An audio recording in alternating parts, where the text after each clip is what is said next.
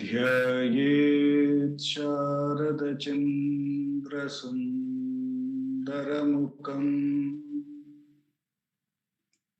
ताम्रारविन्देक्षणम् भक्ताभीष्टवराभयप्रदकरम् कौपीनमात्रोज्ज्वलम् स्वात्मानन्दरसानुभूतिविवशम् सर्वानवद्याङ्गकम् श्रीमन्तं श्रीरमणेश्वरं गुरुवरं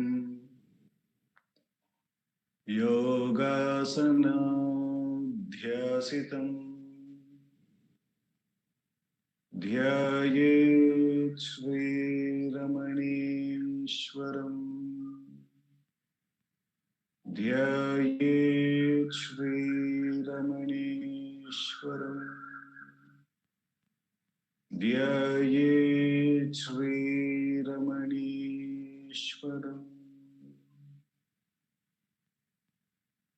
हृदयकुहरमध्ये केवलं ब्रह्ममात्रम् यहमहमिति साक्षादात्मरूपेण भाति हृदि विषमनसा स्वं चिन्वतामच्युतव पवनचलनरोधा आत्मनिष्ठो भवत्वम्। Namo Ramana. We will commence today's Friday's evening Satsangh with the Atma Vichara by first listening to Bhagavan's Upadesham. We have been reading Bhagavan's Upadesham from this wonderful book by our founder president Sri A.R. Natarajanji. The title of the book is Ramana Answers Self-Enquiry 1900 to 1950, a compilation of all the questions and answers on the subject matter of Atma Vichara, self-enquiry. Following the reading of the Upadesham from Bhagavan, we will contemplate on his answers, and then we will have a 20 minutes self-enquiry session, following which our president, Sharda Akka, would be talking on the subject matter of Atma Vichara from the book Ramana Gita, a question and answer, again a question and answer series. These are questions asked by Ganapati Muni to Bhagavan on the subject of Atma Vichara.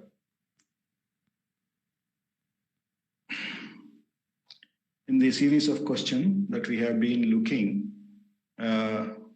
we have arrived at the question number 67,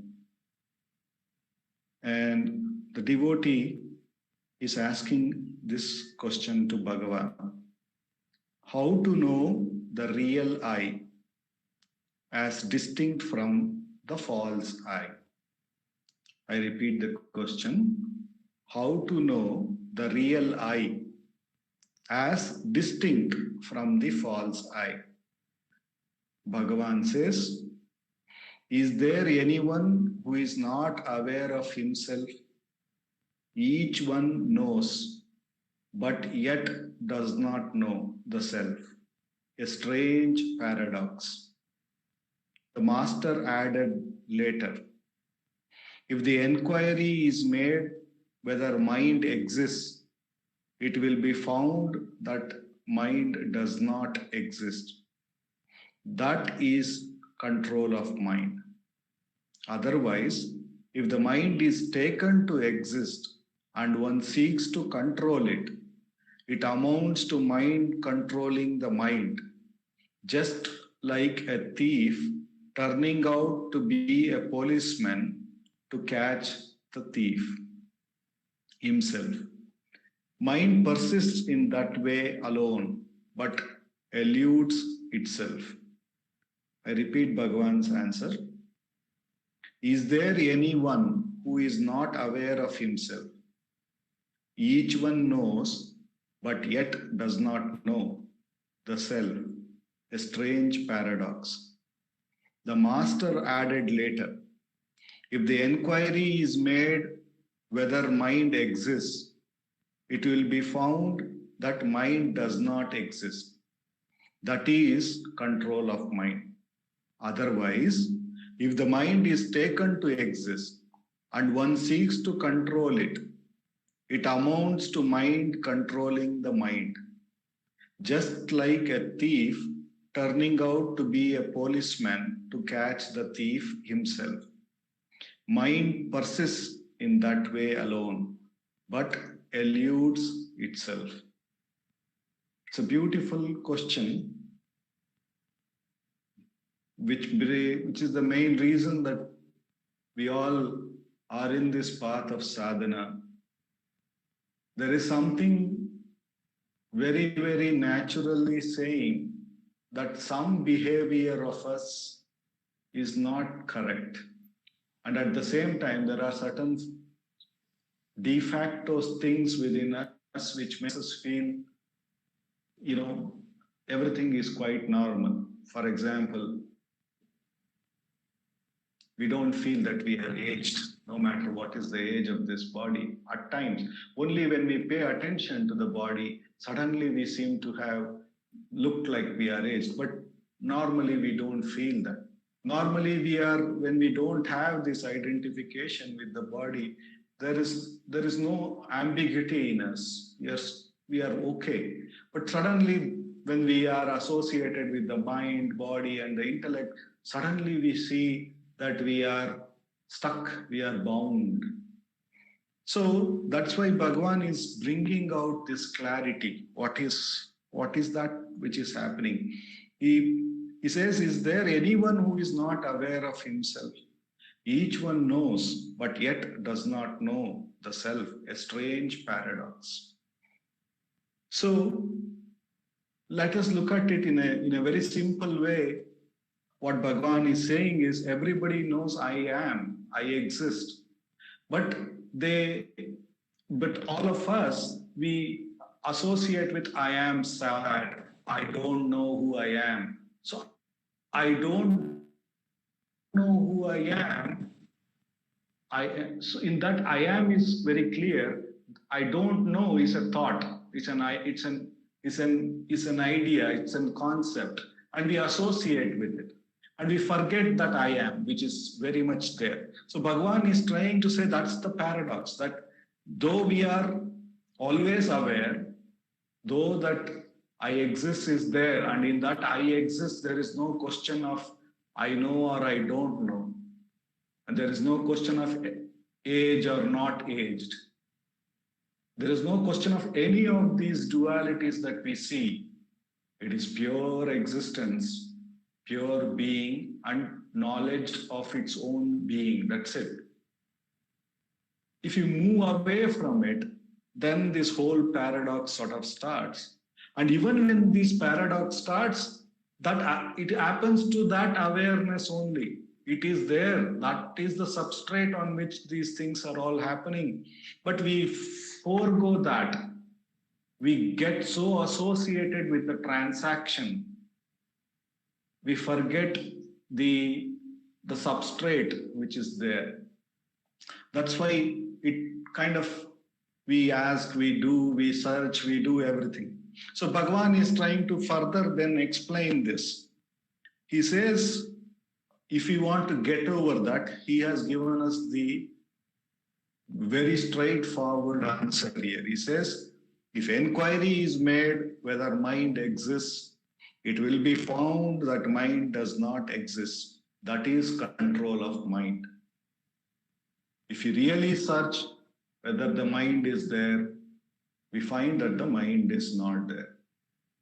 In fact, the grace of the Supreme is so much that even in our three states of waking, dream, and sleep, we see that in sleep the mind doesn't exist. But I exist to know that the mind was not there. Therefore, I am not dependent on the mind in that state.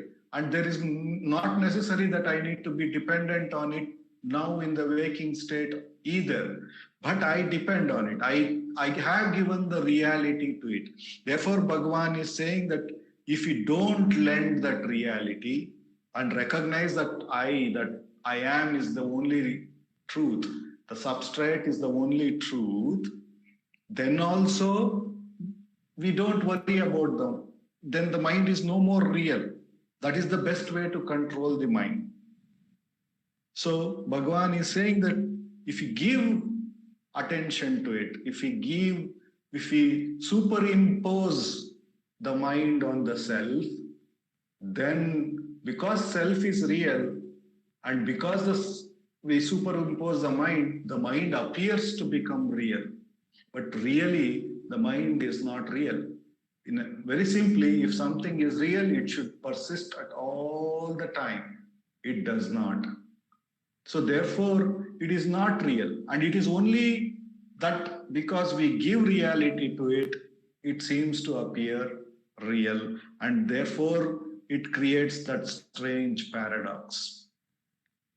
Bhagavan further goes, suppose if we give the reality, that means if we decide mind exists, he says, otherwise, if the mind is taken to exist and one seeks to control it, if we take the mind to be real and therefore we want to control it, which is this starting stage all of us get into sadhana. We have given reality to this mind. We have given reality to this individual nature. We have given reality to this body, to this world.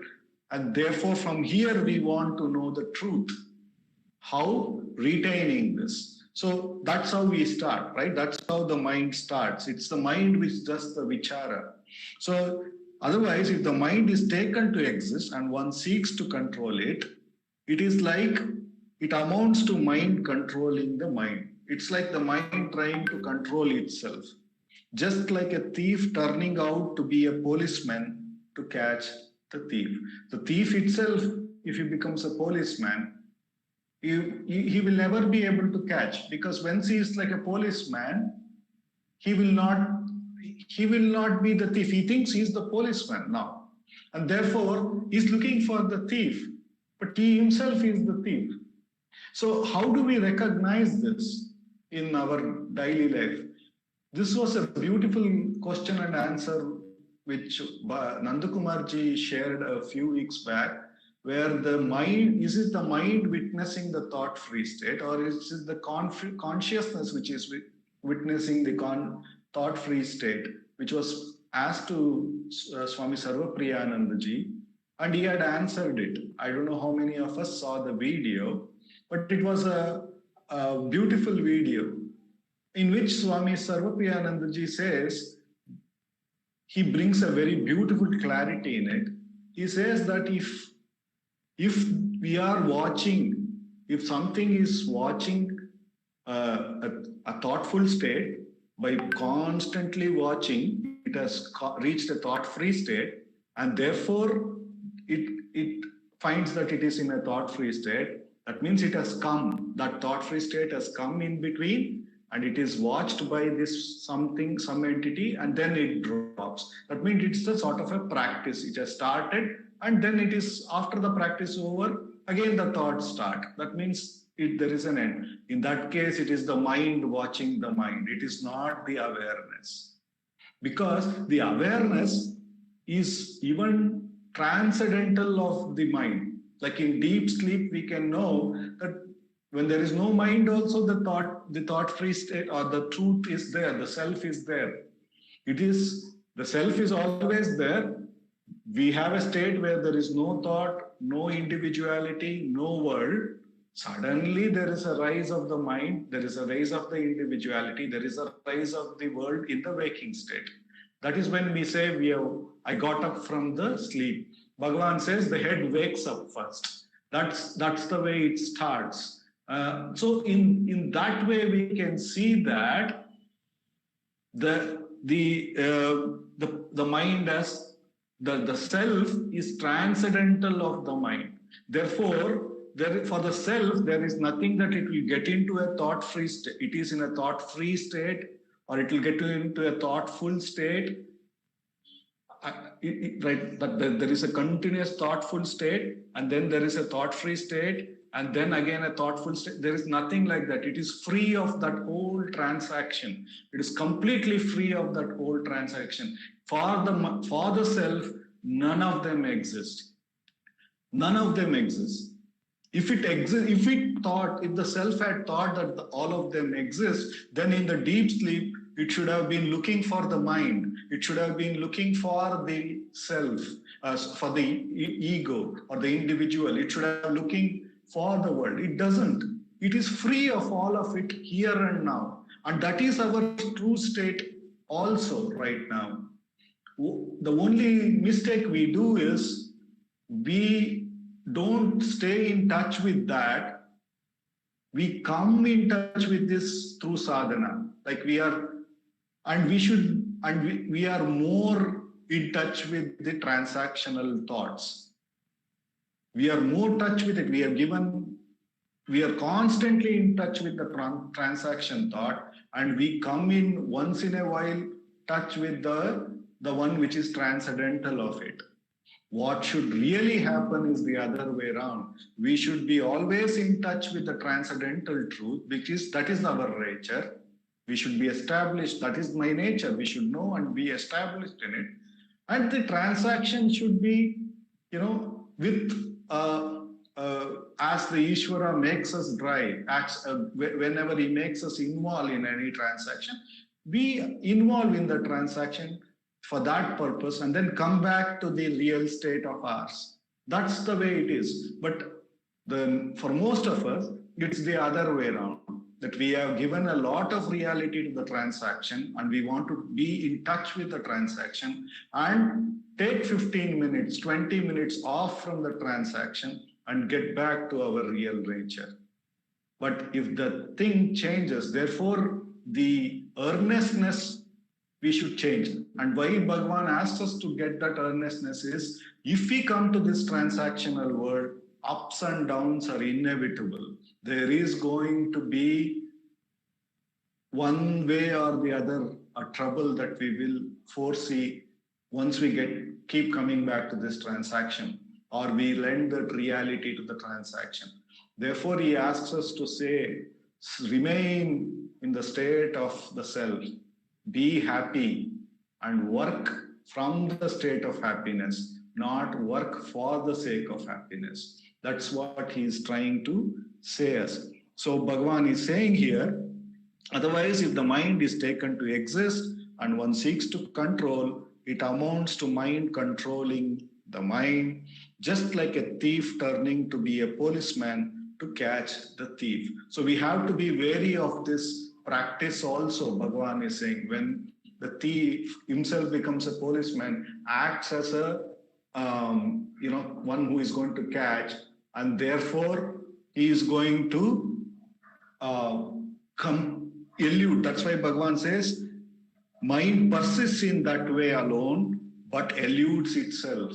Therefore, we have to know that this is one of the way it eludes us. Therefore, we should not give reality to, that's why in Atma Vichara, who am I, Bhagavan says, as long as the world is thought to be real, then we cannot know the self. Therefore, we should not lend reality to the world and get back to be established in our pristine nature of the self. And for that, when the illusion is, the reality is still attributed to the mind and everything, Bhagavan gives us this Atma Vichara to become aware, move our attention from that by asking to whom is this thought, and recognizing it is for me, and thereupon asking who am I, and getting back from the association with the thought or to the witness of the thought to that self which is the substrate, which is the actual awareness, which is the only true thing which exists. And everything else we can see comes and goes. And we move away from that transaction and get established in that truth. And by repeatedly practicing this, Bhagavan assures that the mind will gain enough strength to remain at the source. The immense grace of Bhagavan, with which alone we could have come to this direct path, with which alone we can understand this truth of ours, which is so natural, sahaja. And with that grace, let us do Atma Vichara and abide in the truth that we already are. For the next 20 minutes, let us do Atma Vichara.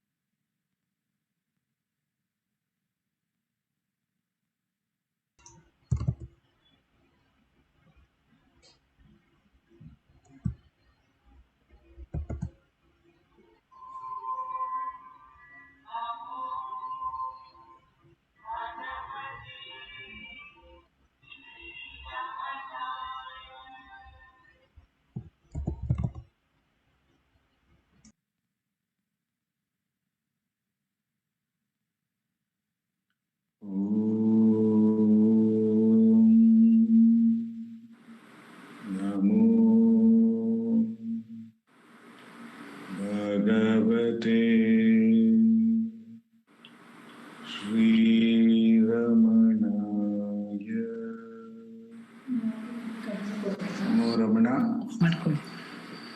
Over to Shardaka. Namo Ramana. Prostrations to Ramana, shining as a self in all beings. By the immense grace of that self, manifest as Ramana, we are meditating upon the import of self-inquiry with reference to the verses of Ramana Gita. Ramana Gita is a compilation of verses of dialogues with Bhagavan, questions and answers, compiled by Ganapati Muni in 18 chapters, just like the Bhagavad Gita. And we are in the first chapter in Bhagavan's answer to the fourth question, where Muni had asked, how is one to recognize the presence of a jnani? And Bhagavan replied that a jnani can be recognized by his equality towards all beings. Sarva Bhuta Samatva. By his Sarva Bhuta Samatva, a jnani can be recognized. So we dwelt upon Bhagavan's equality towards all. And why is this quality mentioned in our sadhana? Because always the quality of a jnani, what we meditate upon, that we become. Is there a bit of an echo today? You put it off? Is there an echo? Is it okay? Clear? Okay. I seem to feel myself echoing. Okay, sorry. So we are meditating upon the qualities of a jnani, because while meditating upon that quality, say if I look upon the jnani as being nirvasana mauna, as we saw, then we recognize that the moment a vasana rises in us, the moment a tendency rises in us in the form of a thought, we realize that we have to deal with it. Similarly, if there is a differentiation in us, if there is absence of samabhava, because Bhagavan says sarva bhuta samatvena, this is equality towards all beings. But in practice, Bhagavan has simplified this further for us in self-inquiry by making us approach all thoughts as equal. All the thoughts are equal. Bhagavan in Saddarshanam, in Ulladu Narpadu, he tells us that everything, the whole universe exists only in the mind. Manomayam tad bhuvanam vadamaha. The whole universe exists only in the mind. So where is the Sarva Bhuta Samatva? It has to be in the mind. It is in the mind that there is something which I like. It is in the mind that there is something which I dislike. It is in the mind that I love something. It is in the mind that I hate something. It is in the mind that I am afraid of something. All these differences occur only in the mind. Only in the mind. So Bhagavan allows us to practice the Sarva Bhuta Samatva by practicing first the Sarva Vritti Samatva. All thoughts are equal. When we follow that as a first step, every experience in my mind is only a thought. Therefore, all the thoughts are equal. There is no bigger thought, smaller thought, heavier thought, lighter thought. Although in our experience, when we feel sorrow, we feel as if our mind is very, very heavy. And when we are happy, we feel as if the mind is light. But actually speaking, sorrow is as much a thought as joy. What is the difference? Why do we feel heavy when there is sorrow? Because the degree of identification with that thought is very high. When the degree of identification with a thought is high, it makes us feel heavy. It makes us feel anxious. When the degree of identification with a thought is very, very less, then it makes us feel light. There is a greater detachment. Because of the detachment, we feel light. We are not burdened by that thought. That is the truth. But the thought itself is not heavy or light. It is not different. No thought is different from each other. But our degree of attachment to a thought is different for each thought. It is very surprising. There is a poem by one of the 17th century poets called John Donne, and he says that, it is a very strange thing. When there is joy, we do not pay much attention to it. Therefore, it's light. We do not get attached to it. It just comes and we enjoy it and it goes away. But when sorrow comes, he says, come bad chance. Bad chance is sorrow. Come bad chance. We add to it our strength. We give all our strength to that thought. We add to it our strength. We give it life. This is what Bhagavan says. Bhagavan says, we give life to the thought. We give life to the thought. The thought is actually lifeless. It is jada, says Bhagavan in Upadesha Saram. Vigraha indriya prana dhitamaha nahameka sat tat jadam. That is all jada. The thought is lifeless. We give it life and length. He says we give it life and length. We give it a long life. We don't just give it life. We give it long life. What? Which one? The sorrow. Come bad chance. We add to it our strength. We give it life and length itself over us to advance. We allow it to advance over us. We allow it to become bigger than us by making it bigger than any other thought, by making it different, by holding on to it so much. But when we start seeing the Sarva Bhuta Samatva, when all thoughts are seen as just one, what happens then? When there is no difference between one thought and the other, what happens? There will be no holding on to any thought whatsoever. There will be no need to hold on to any thought. And holding on happens, as I said, now holding on doesn't happen only in the case of favorable thoughts. Holding on happens more in the case of sorrowful thoughts, more in the case of fearful thoughts. Just because we don't want it, we hold on to it. So that holding on will not be there. Neither will there be any holding on to something which is pleasant and positive, because even that will be seen to be a mere thought. This is also a thought. It's only a thought, and it rises and it sets. But who is the one who is giving life to this thought? Who is the one who is making it either different or giving it all the same pedestal? Is that one different?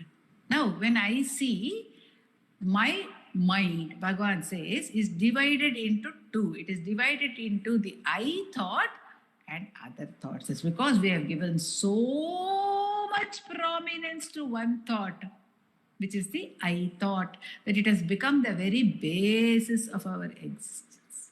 But gradually, when we recognize that all are thoughts, then it also strikes at some point that this identity with the body, this I am Sharada, I am so and so, is also nothing but a thought.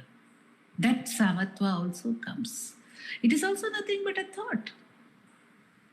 I as Sharada am only a thought because Sharada does not exist in deep sleep.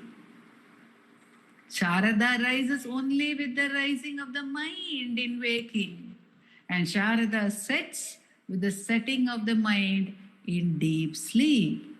So, how is Sharada different from other things? But Bhagavan asks us to question that central thought. He gives it a place of predominance initially in our sadhana in order to contain all the other thoughts. Because the mind is so diversified. Yesterday in Guru Vachaka Kovai, we were hearing Bhagavan telling us that the mind is in a frenzy. It's just moving like a whirlwind. Like a whirlwind, it is moving so fast, even faster than the wind, says Arjuna in Bhagavad Gita. Mano Durnigraham. It is very, very difficult. It is very difficult to capture it. It is very difficult to control it. It is in such, moving at such speed, such velocity. In fact, the examples given for speed are Vayuvegam, Manovegam.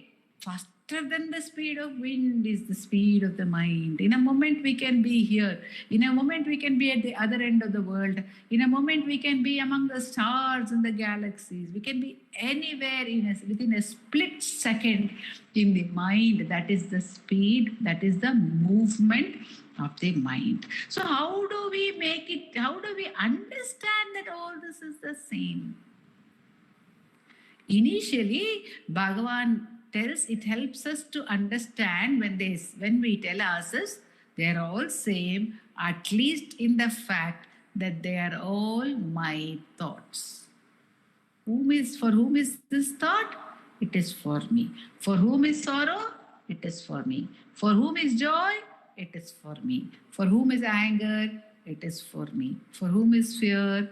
It is for me. So all are equal. They're all my thoughts. They're all my possessions. They're all my belongings. First of all, they're not I. So that samabhava, then gradually when we recognize they're all merely thoughts. But we are not interested in objects. Because Bhagavan has told us that our happiness lies in our own nature, not in the objects. And we are always seeking only happiness.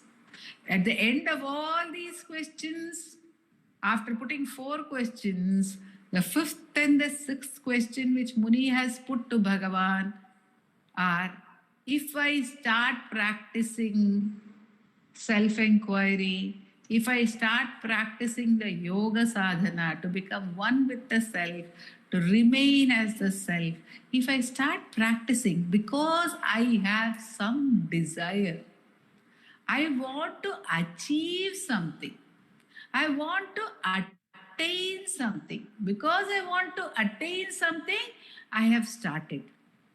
I've started my sadhana, I want to attain something, and I am told that self is all powerful. There is nothing more powerful than the self. If you get to the self, you get everything. Everything. You know everything when you know the self.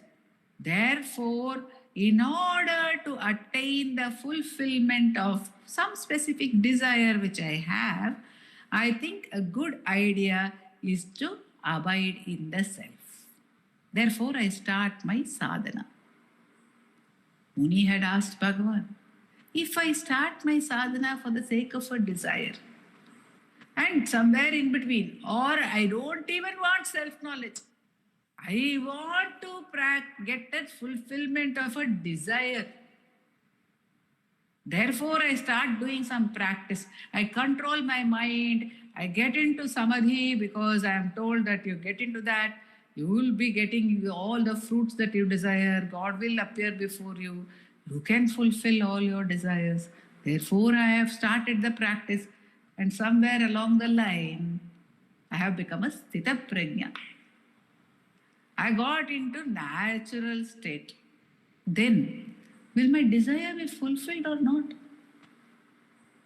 See, this is our main problem in life, because if we leave everything, if we leave our thoughts and get back to the self, what happens to all the desires which we wanted to fulfill through our thoughts?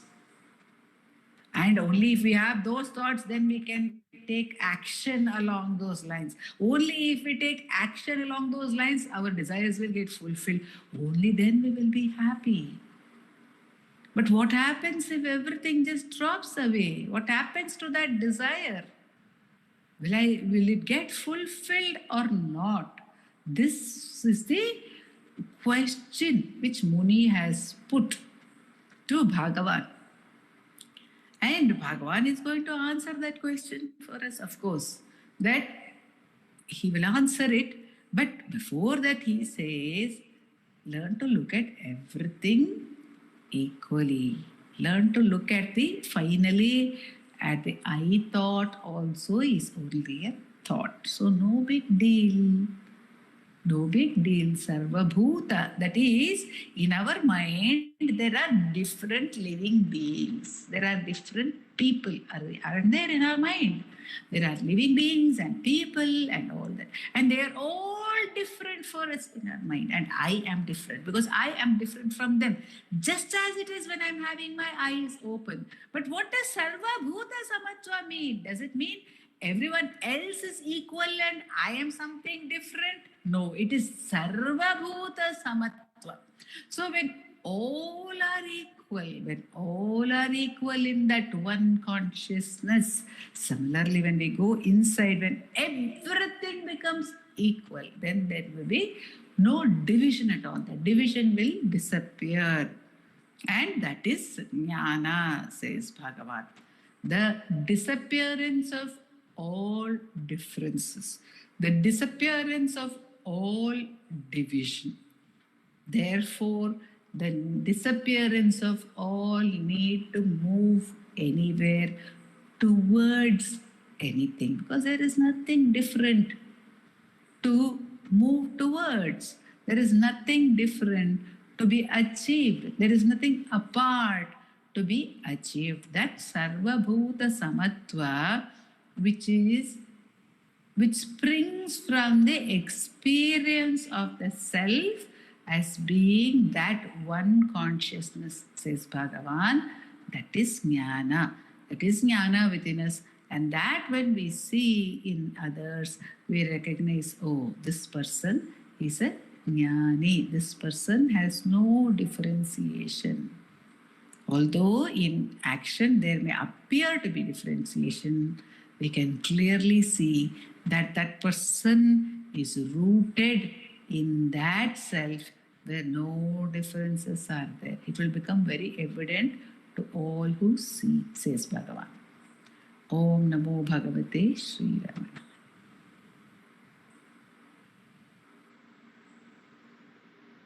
Really?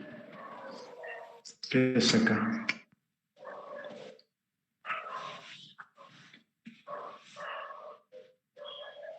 Apara Satchit Sukavarirashe Yasyor Vimatram Bhuvanam Samastam Guhahitam Tam Ramanam Gabhiram Chinta Vihinam Hridi Chintayami Chinta